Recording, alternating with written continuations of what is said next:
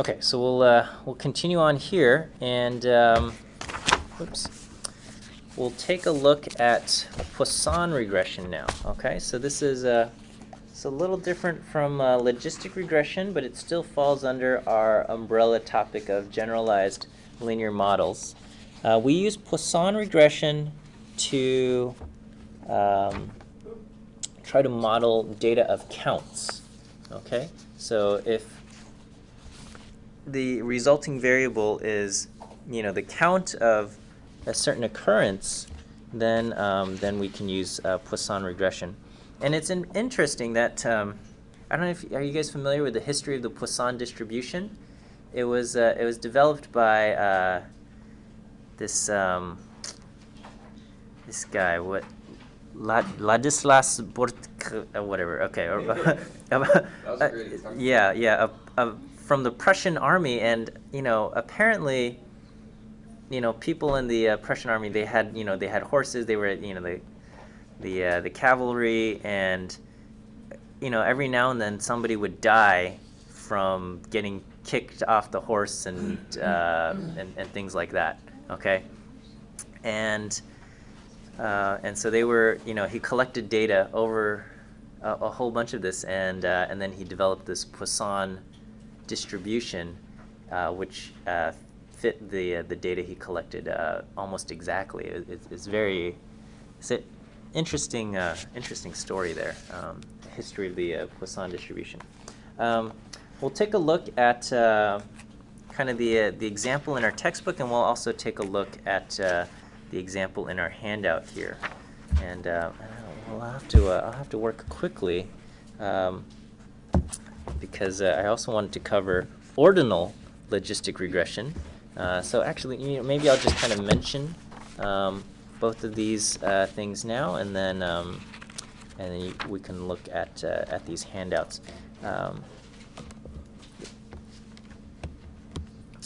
Okay, so we have Poisson regression. Okay, and this will model count data. Okay, so if your variables are counts of something, we can take a look at what it is. Okay, and then we also have ordinal logistic regression.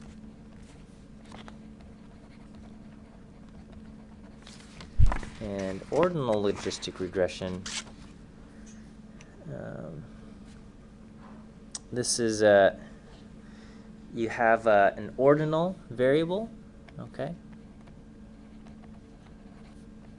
So an ordinal variable, it's like it's not quite a numeric variable, but it's not quite categorical either, okay?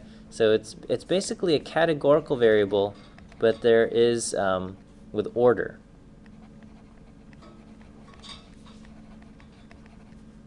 Quote. Order. However, the numbers. So oftentimes, there might be numbers assigned to them. Okay, so values such as 1 to 5 may be assigned. But the thing is that the distance between 1 and 2 is not necessarily the same as the distance between 2 and 3, okay?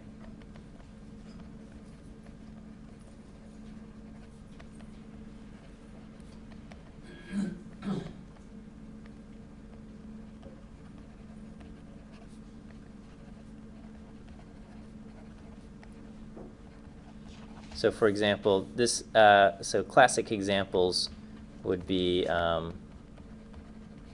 here's a statement. How do you feel? And you can say strongly disagree,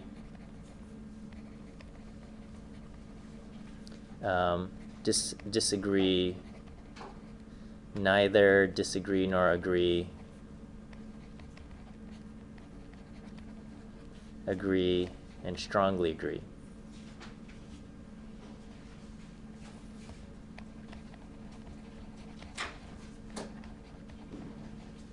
Okay, and we might rank these 1, 2, 3, 4, or 5, but all we know is that strongly agree is, stronger than agree, but it's not necessarily that that the distances between these are the same, okay?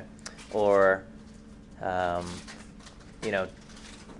clothes sizes, for example, such as small, medium, large, and extra large. If we have small, medium, large, extra large, and double extra large, and maybe we have an extra small, how much more fabric does this use than this versus this? We might not be able to quantify that, okay? So all we can say is we can put these in order. We can arrange people from smallest to largest based on their clothing size, probably, but it's not like there's not a numeric thing, okay? So even if star ratings on Amazon and Yelp and all of those could, I would say at heart, those are ordinal, but you might be able to treat them as numeric as well. Okay, so anyway, you would use ordinal logistic regression for something like that. Okay, but first we'll take a look at Poisson regression. Okay, and so in Poisson regression, we look at the Poisson distribution, and so I don't know how familiar you guys are with all of these general distributions and things like that. So the Poisson distribution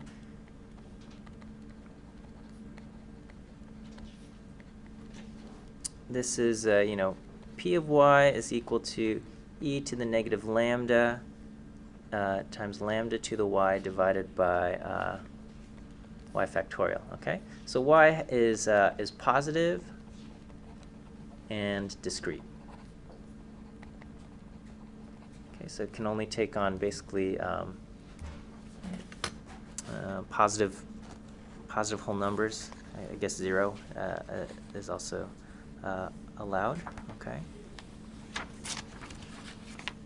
And so the values that we're going to take a look at from the textbook comes from, I guess, this data on polyps for, we're looking at the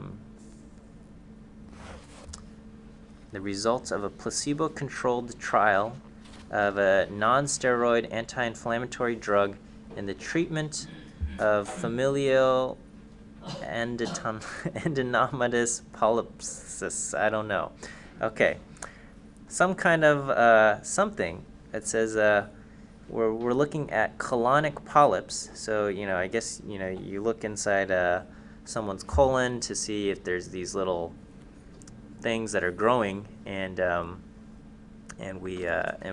we count how many polyps are developing there. Okay, and we're comparing placebo versus drug. We're also looking at the age. Okay, so in this case, the response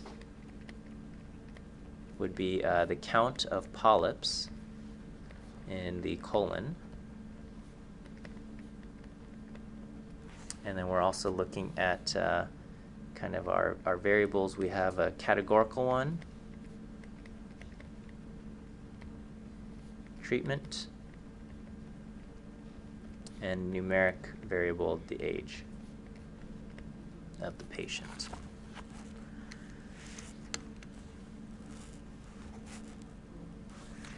Okay, and so all of this stuff, when we fit the data, it's pretty straightforward as far as using R goes. I'll have to. So this is Poisson regression. Okay, so this initial part, we're going to load up the polyps data from HSAUR3. Okay, and then so we can kind of just view what our polyps data look like? Okay, so we see, we got 20 entries. The number of polyps on placebo for a, person of that age. Okay. All right, and so we'll create polyps GLM1. This is our first polyps GLM model. We're going to do GLM, and we're going to see is number, can we explain number as a result of the treatment and the age. We're using our polyps data. And to indicate that this is Poisson regression, we say the family here is Poisson. Okay. And so, so we can take a look at the summary here.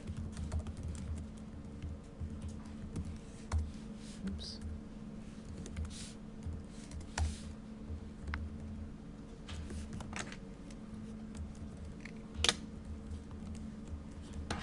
Let me expand this. Okay. All right, and so we can see as far as the coefficients go, they are very significant. Okay, and so we can see that both age and treatment are highly significant. Okay, but we want to see if test something out here. Okay, and so our textbook says there's a problem here, and it's not readily evident just from looking at it, but it says the variance function of GLM captures how the variance of a response variable depends upon its mean. Okay, and so in the case of the Poisson distribution, as lambda increases, the mean increases as well. Okay, and so in the normal distribution, the mean doesn't depend on anything, and the standard deviation doesn't depend on anything, so that you can model them separately, and the normal distribution is defined by two parameters, right? But if you look at the Poisson distribution, the Poisson is defined only by one lambda term. Okay, there's only one term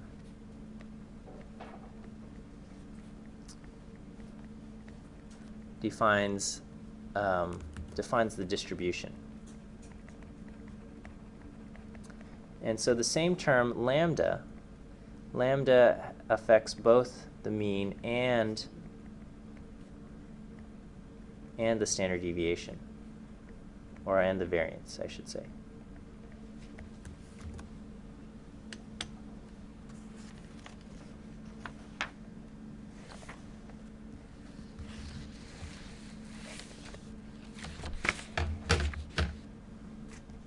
Okay. And so, our textbook recommends using the quasi-Poisson distribution to model our data here. Okay.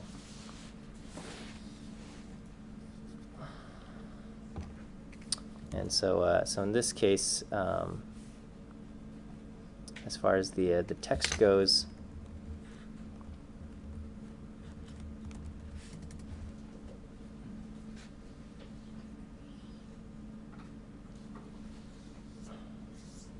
okay, so so we can use the quasi-Poisson, which and I actually don't know all the details about the quasi-Poisson without knowing the full details of the error distribution of the response variable. Okay, and the full details of the error distribution. Okay, so we can do Polyps GLM2 and use quasi-Poisson. And that's the reason why we're doing this again is because in this case we don't have too much information regarding the what our error distribution might look like. Okay. Is it necessary to do it this way? I don't know. I think it's perfectly fine to do just regular old Poisson. Okay. When you do quasi-Poisson, it basically relaxes the distribution a little bit, and so your estimates and things you see they lose a little bit of power. Okay. So with the quasi-Poisson, we're putting less assumptions on the results. I mean, on the distribution of the data, and so in that case, whenever you make less assumptions about the distribution, it becomes less powerful. So I guess to be a little bit on the safer side, you can do the quasi-Poisson, but a lot of times I think if you feel like the distribution makes sense to be distributed by a Poisson distribution, then you can go ahead and do that. As far as how do we know if the data fit a Poisson distribution? Does it just because it's count data, does it mean it's necessarily Poisson? And the answer, of course, is no, not necessarily. Poisson is often the distribution we use for count data. A lot of things do follow Poisson distributions, but even when you have count data, certain things don't. Okay, I think Poisson distributions work very well whenever you have some chunk of time and you want to know how many times a certain event occurs within that chunk of time. So for example, how many phone calls arrive within an hour? Poisson distribution works very well there. How many, I don't know, even something like how many pieces of mail do you get within a week can probably be modeled by a Poisson distribution. And so we have that. Okay. If we take a look at the handout, it talks about Poisson regression and gives a few different examples. Okay. And the one that we're going to look at is example 3, which is the number of awards earned by students at a high school.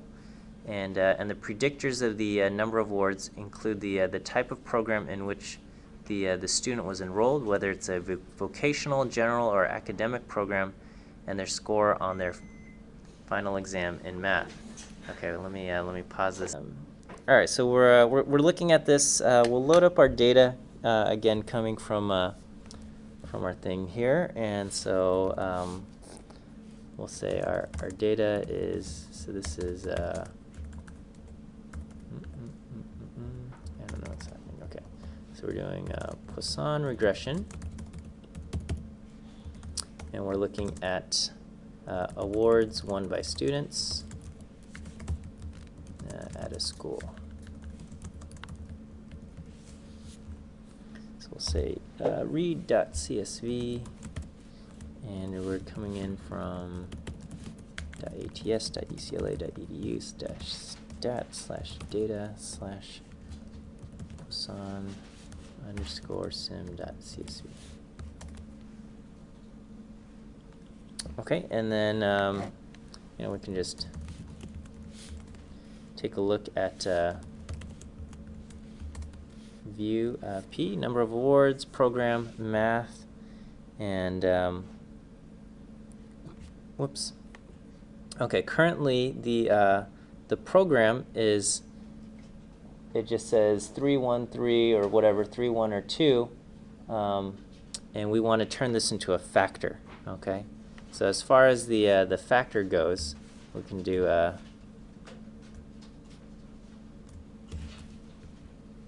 going to say $program. What we want is we want to take the factor of program. The levels are 1 to 3, and the labels for these levels are going to be general, academic, and vocational.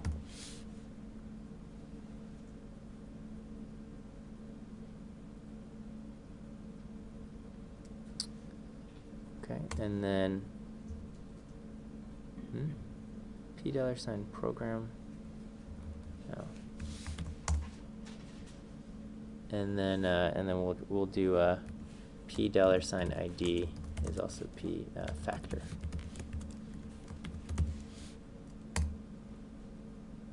Okay. And so one thing to note about factors is that they might look like they're character data, but it's actually in R. It's stored as they're stored as integers. Okay, they're stored as integers, and then there's a kind of a separate thing where R looks up the labels for each of these integers.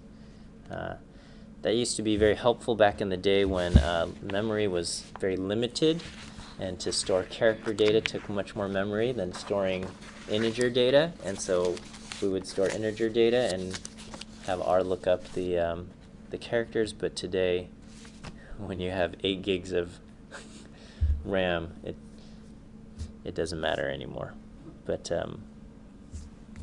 yeah, you know, character columns will take up much more memory. Okay, and then we can you know, look up, just kind of summarize our data here and see, you know, how many of each of these things we've got. Number of awards, the mean 0.63, the math is 52.65, so on and so forth. Okay, I'm going to kind of skip the creation of the plot that's in the handout, just to save some time here. Okay, and we're going to create our GLM. We're going to call model 1. M1 will be our GLM, and we're going to say the number of awards as explained by which type of program and math. Okay, and we're going to say family is Poisson. Okay, and our data comes from data P. We'll ask for the summary of this model, and sure enough, we get this. Okay, and we can create some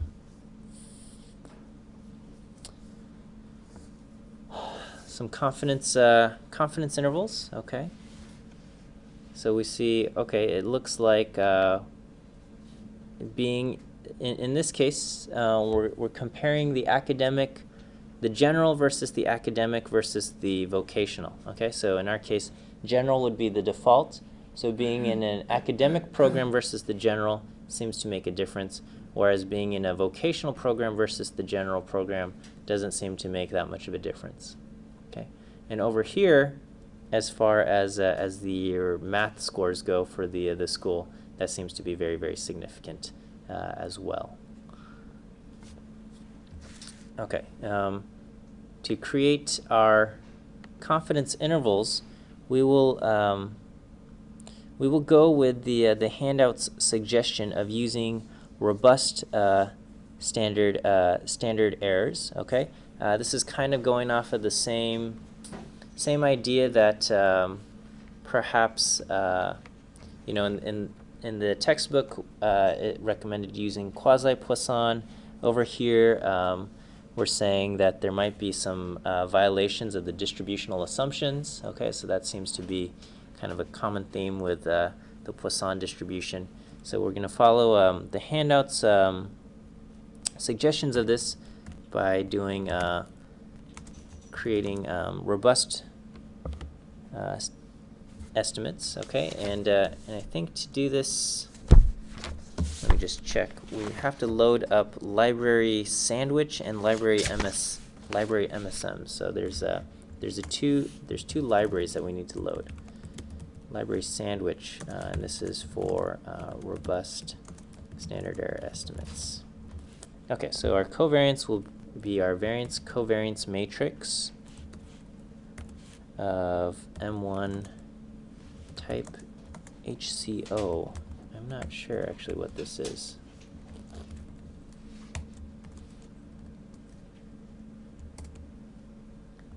Variance covariance, let me see, library MSM and library sandwich. Okay, so we'll do the variance covariance. The standard error will be the square root of the diagonal of our covariance matrix that we just variance covariance matrix that we just created, and our estimated R's will be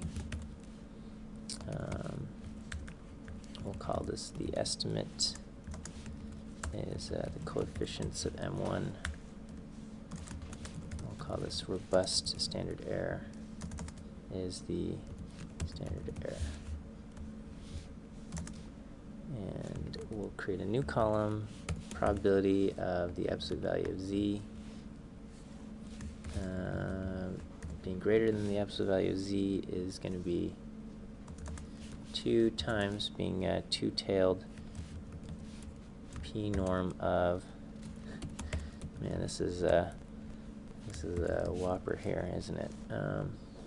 Divided by the standard error. Okay.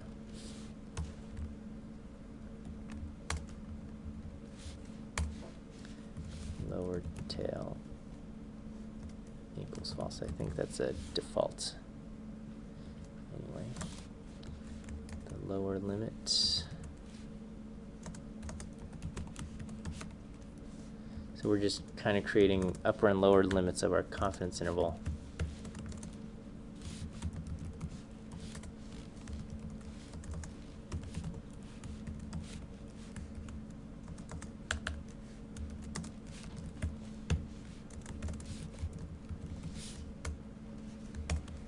Okay, so I think that ran. Let's just take a look at our table. Okay, indeed, that looks good. Okay, and so when we take a look at the coefficients, it says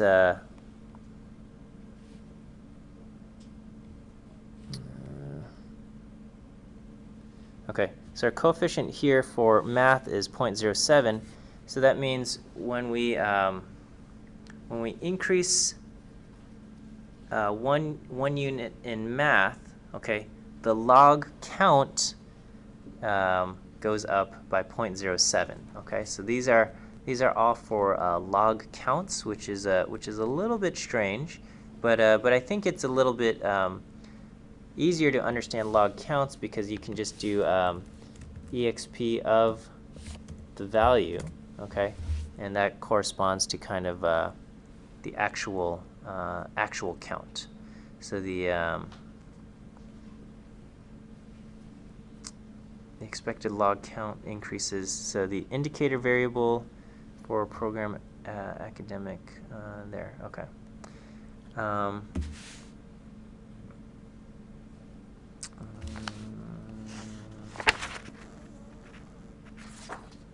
Sorry.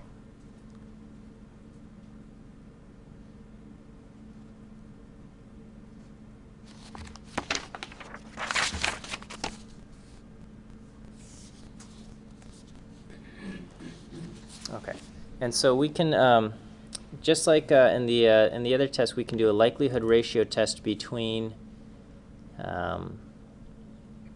models. Okay, And so, for example, we can do the same model,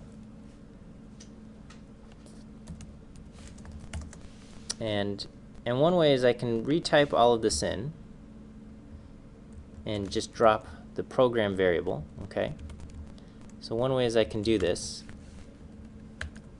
or another option is to do we can say run update, and we're going to update model 1, and we're going to say we're going to do everything the same here, but we're going to drop program. Okay, so that's another way of doing it. Okay, and here we can test using the ANOVA command for the differences between model 2 and model 1, and the test is our using the chi-squared test for the likelihood ratio test. We can see what the difference is there. Okay, and so it does seem to indicate that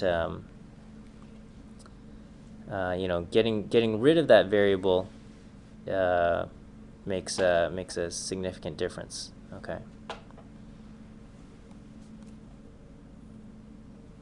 Okay. I'm going to kind of just fast forward a little bit, and we'll take a look at the ordinal logistic regression. So you can kind of work through the rest of this on your own time, or I guess I'll have to create a homework assignment to have you guys work through that. Okay, so with our last bit of time, we'll see how much of ordinal logistic regression we can get through. Okay, so for ordinal logistic regression, we use a package called MASS. Okay, and MASS, in there is a command called POLR. I think that's both for Poisson POLR. I forget what POLR is, but we load up library MASS.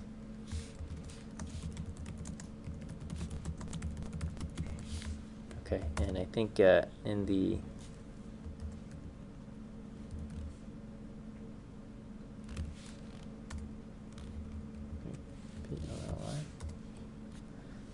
ordered logistic or probit regression. So this is we're going to do ordered logistic regression is the thing we're doing here. Okay. So in our case, I'm following the handout here. The data comes in a DTA file, and so we're going to load up. There's something called foreign, library foreign, and all this does is it gives R the ability to read data files from other programs. Okay, and in our case, we're looking at a .dta file. So our data will be read.dta.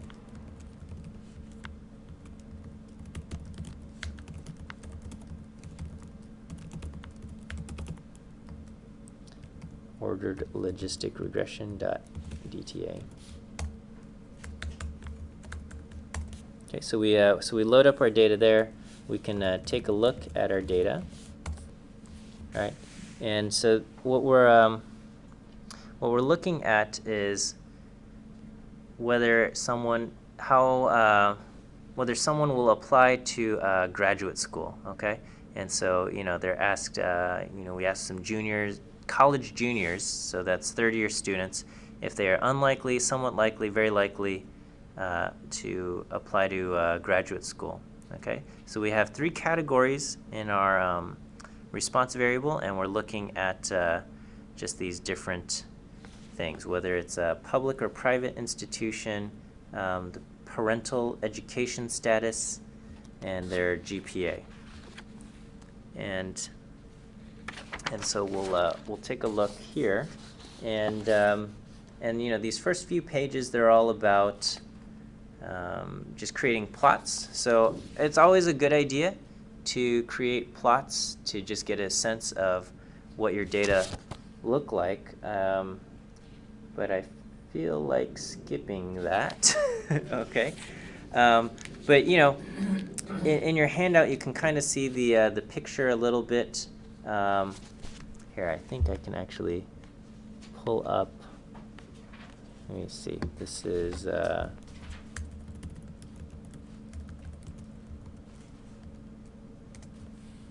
Let me see, analysis, and we're going to do ordered logistic regression. So here's a, so we can kind of see, you know, this is how likely to unlikely, somewhat likely, or very likely to apply, whether it's, and so, you know, we're looking at GPA, see if this GPA is related to very likely or whatnot, and it seems like if we're looking at across all, whether it's the parent or public, overall, just looking at this one, this is the all and the all. You know, GPA does seem to indicate that they are more likely as the GPA goes higher. Okay. You know, a lot of people are unlikely to apply to graduate school, and then if they are, you know, we're looking at, I don't know which one is public and which one is the parental level, but you know, we can see how GPA is related to apply or not, or in certain cases, in this case, whatever this 0 is, probably maybe I would assume this is the parents didn't go to graduate school, and this one's the parents did go. I'm not entirely sure. One of these is coded as 0 and one is coded as 1, and I can't tell.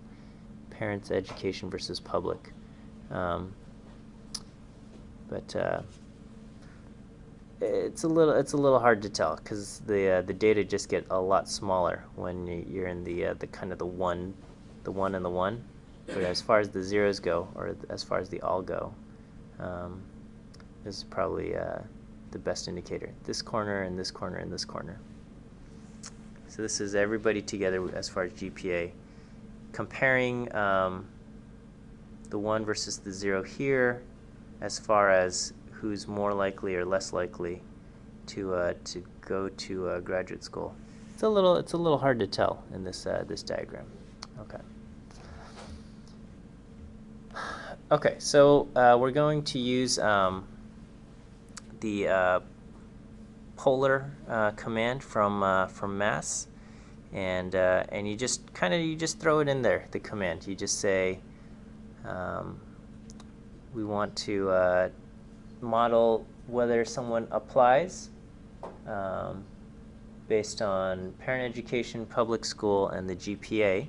Okay, and over here we're going to take information from the Hessian matrix. Okay, the Hessian, which is it's kind of like the second derivative of a matrix, or second derivative with respect to a vector. So if you have in regular old calculus, you take the derivative and it gives you kind of the slope of the line at that point, and then the second derivative gives you the concavity, right? Whether it's concave up or concave down.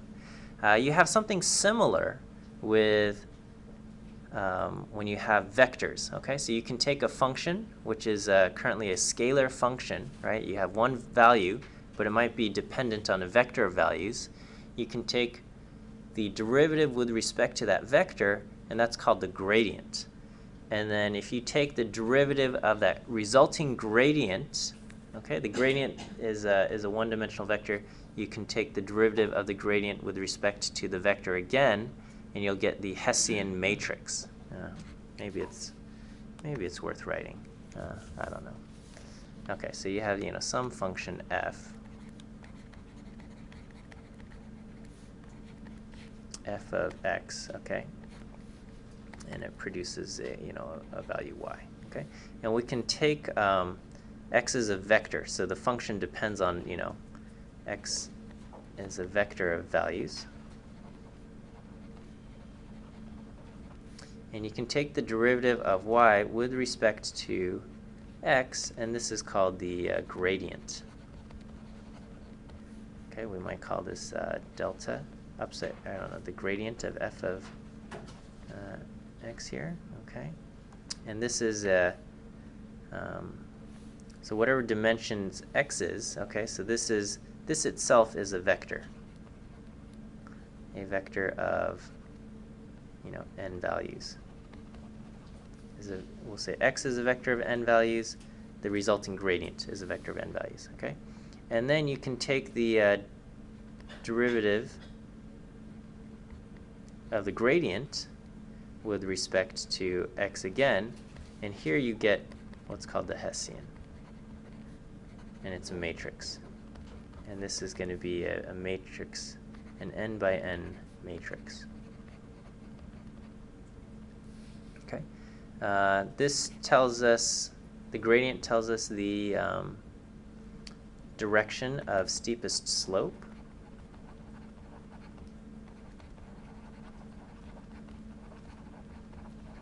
Okay, and then the n by n matrix, this also tells us, also gives us information about concavity.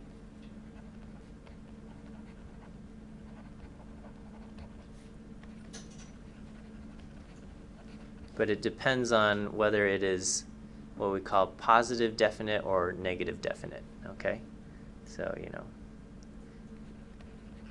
which is similar to the idea of being positive or negative, but it applies to matrices.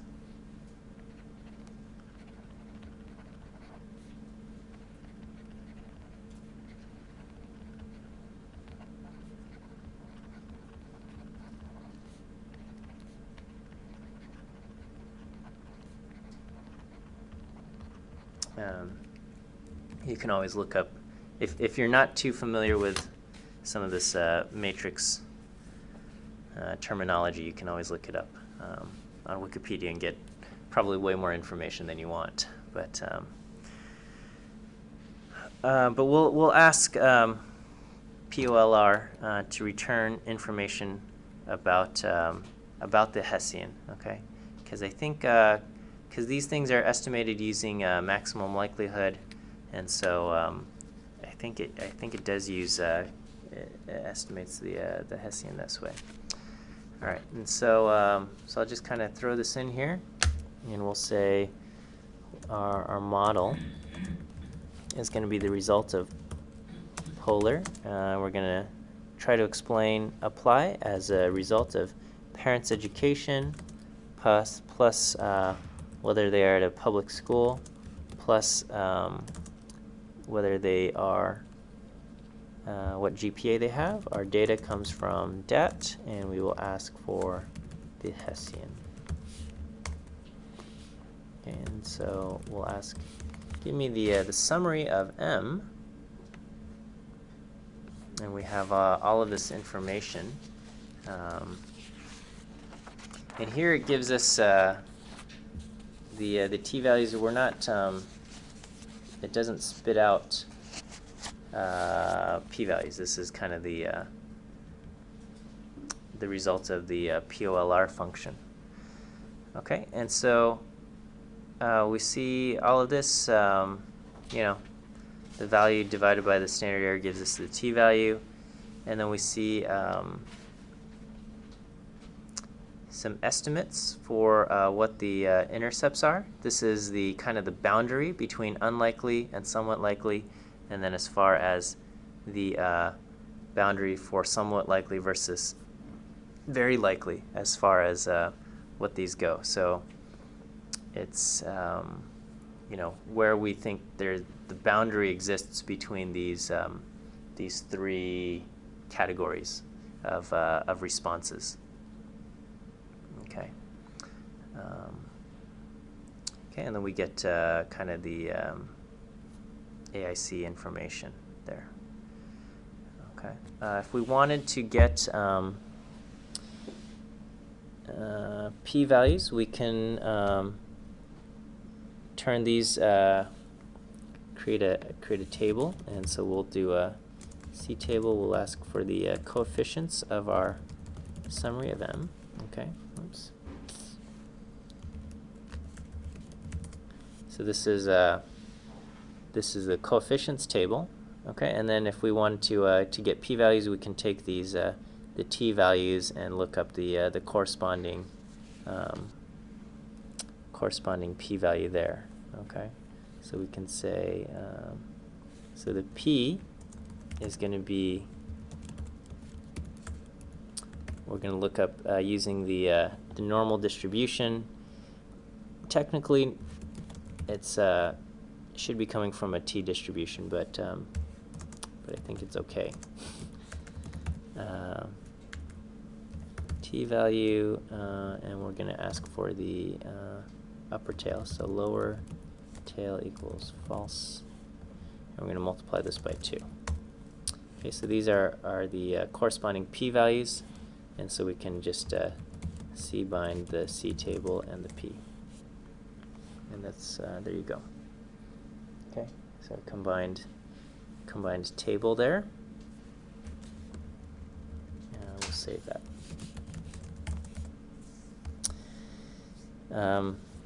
The handout also covers creating confidence intervals for all of this stuff, but we can kind of see, you know, as far as the GPA goes, that seems to all of these things seem to be pretty significant, although public does not. Okay, public does not seem to make a difference. Parents' education does. GPA, but yeah.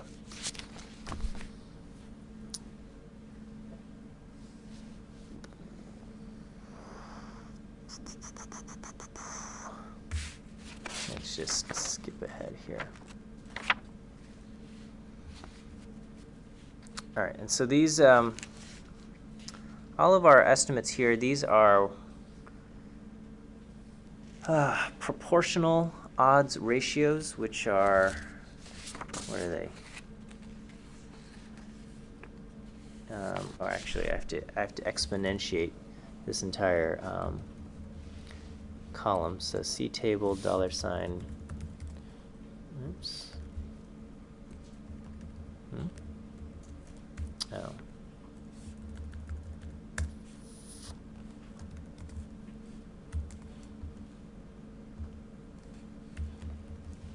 Yeah, to exponentiate these.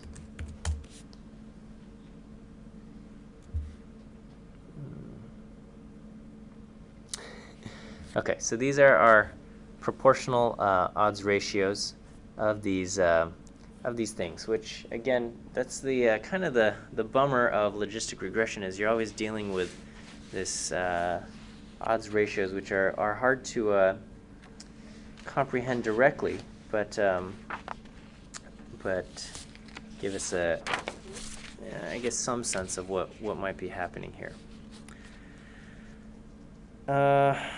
Okay, man, I'm getting tired here. Or actually, we are almost out of time.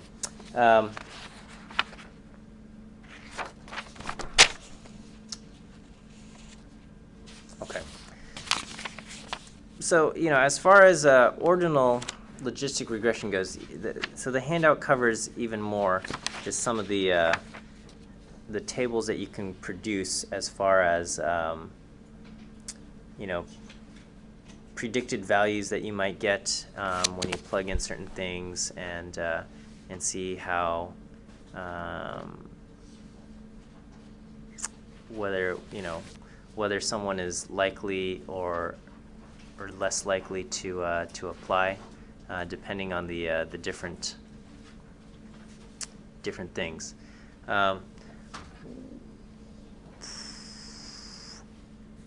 I guess the main point with ordinal logistic regression is that you've got the output is not yes or no as it was originally with logistic regression, but you've got this kind of this categorized thing, and you can almost think of it as kind of like you've got these different curves. This is kind of like the curve for unlikely, and then you got this. Oops. You have another curve for level 2, and then you have another curve for level 3, and somewhat like that. And so as you get pushed up, you end up getting kind of these different values here. And to kind of distinguish one from another, we can take differences between this curve minus this curve. So if this is like level 1 versus level 2, if we do 1 minus 2, and technically it's 1 minus 2 plus 3 plus 4, and et cetera, et cetera, et cetera. If you have all of these curves, what ends up happening is if we do this curve minus this curve, you end up getting these kind of these type shaped curves if you're subtracting one curve from another, and that kind of ends up happening with ordinal logistic regression. What we don't really end up producing these types of curves showing kind of what's going on there, but that seems to be kind of what goes on underneath. So okay, we'll end here today. Again, I apologize for the lack of homework. So I will. I'm still working on one of the homework assignments, and I'm working on the other one as well. So I'll probably get 2 homework assignments posted this week. Again, I'm not going to collect the homework assignments. I'll post the homeworks.